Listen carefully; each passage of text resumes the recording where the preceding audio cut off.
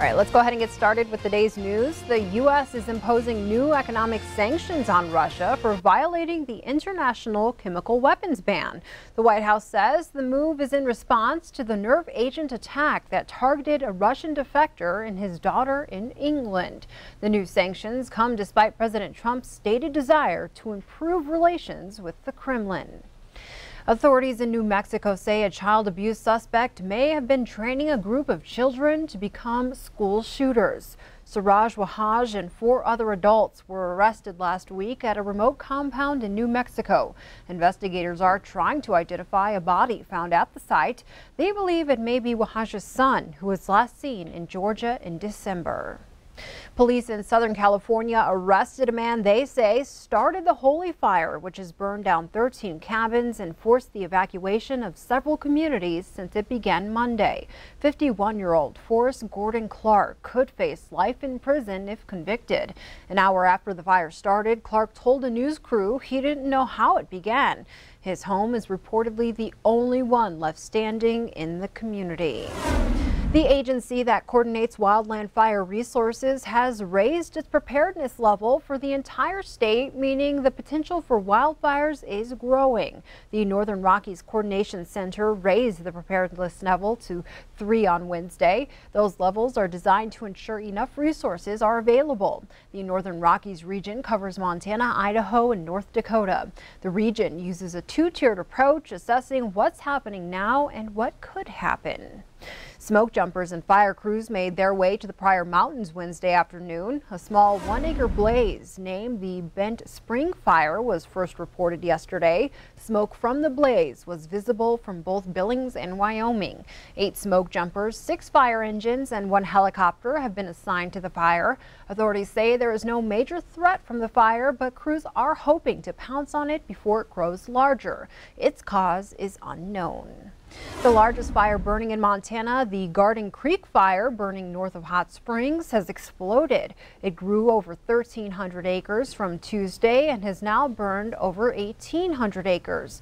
This lightning-caused fire started on July 29th and is currently only about 5% contained.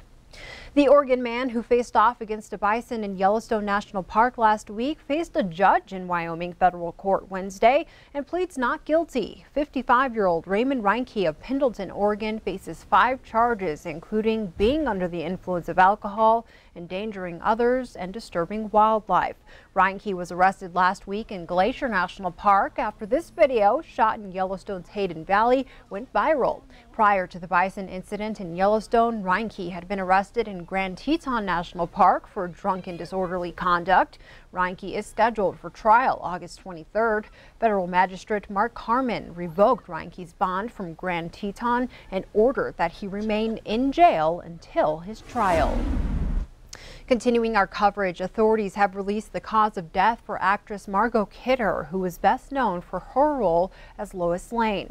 The Park County coroner says Kidder committed suicide by a self-inflicted drug and alcohol overdose. Kidder passed away back in May at her home in Livingston. Richard Wood, Park County's deputy coroner, says Kidder's family is urging those suffering from mental illness or addiction to seek counseling and treatment. Margot Kidder was 69.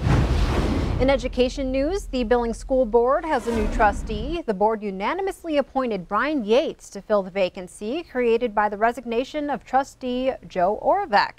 Yates is the director of operations for the Anderson Management Group, which manages Buffalo Wild Wing locations across Montana. While he told board members he doesn't have much experience in education, he is eager to learn and serve the community. Yates says he hopes his experience with budgets and management will help him in his new role. In the meantime, it's still unclear what will happen to the high school board position that's been held for Lockwood schools now that Lockwood voters have decided to form their own district. A final decision on the future of that trustee position is likely still a few months away. In other news, last month, the Montana Vet Program lost one of its cherished possessions, but now their pig egg is on its way home. The pig egg is a backpack filled with some 7,000 dog tags of fallen U.S. soldiers. On Tuesday night, the Great Falls Police Department recovered the egg during a traffic stop. Back on July 4th, thieves broke into the Eagle Mount Activity Center and stole a truck along with several other items, including the pig egg. That's what Montana Vet Program Director Luke Urich said hurt the most. The pig egg is the core of their program as it accompanies the group on all of its veteran-led therapeutic adventure trips. Yeah, it's more than a punch to the gut. There's a responsibility that comes with our pig egg, and it goes missing July 4th, and then about a month later, the day before our trip into the Absaroka Beartooth, we get the pig egg back, and so it can accompany us. And so. He also said he's thankful to get the pig egg back, and he'd like to think it won't go missing again. Meanwhile, in Bynum, a sheep rancher posted a video to Facebook showing several grizzly bears on his property. Well, there you have it. This morning we have 2 grizzly bears trapped that have been killing sheep. There's one. There's 2. And behind it is 2 more.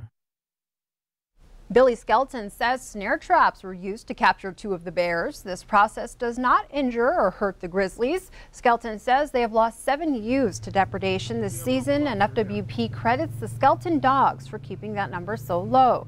FWP was able to take the bears, and the male will be released on the other side of the Continental Divide. The female will be released near the ranch because she had cubs nearby. Elsewhere, Montana has a $7 billion outdoor recreation industry, and on Wednesday, the woman in charge of growing and maintaining that industry made a stop in Billings. Rachel Vandevert is the director of Montana's Office of Outdoor Recreation. She's currently on the Great Outdoors Brewery Tour to promote her office's ventures and talk with businesses and residents about how they can better work to preserve and expand the outdoor economy in Montana. The office was created last year to be the central hub for the thriving industry and to formalize Montana's commitment to sustainable growth in the outdoor recreation sector. Governor Bullock announced that he was going to create this office, and he basically has said to me, I need you to grow and enhance the outdoor recreation economy. And so that's a very broad umbrella. So I've spent the last year establishing the office, really visiting with folks across Montana and figuring out what priorities are, what we need to look at and what we need to do within the state to make sure that that outdoor recreation industry and then that peripheral economy that it supports is alive and thriving and growing. Success really is looking after that Montana lifestyle that we all are all here for. The Office of Outdoor Recreation is currently working to assemble an advisory council to help guide the office in its mission and is taking applications through August 17th. Now, wrapping up our news on this Thursday, setup for the Montana Fair 2018 is underway here in Billings. The fair opens Friday evening and runs through next Saturday, August 18th. This year's fair has some new highlights. 2 new rides will cater to thrill seekers and those who aren't afraid of heights.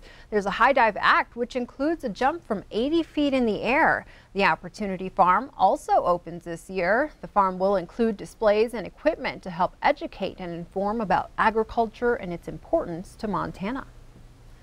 You know, as we thought about what to do differently at the fair, every year is a challenge. How do we make it different and more entertaining for the people who come, who are our guests?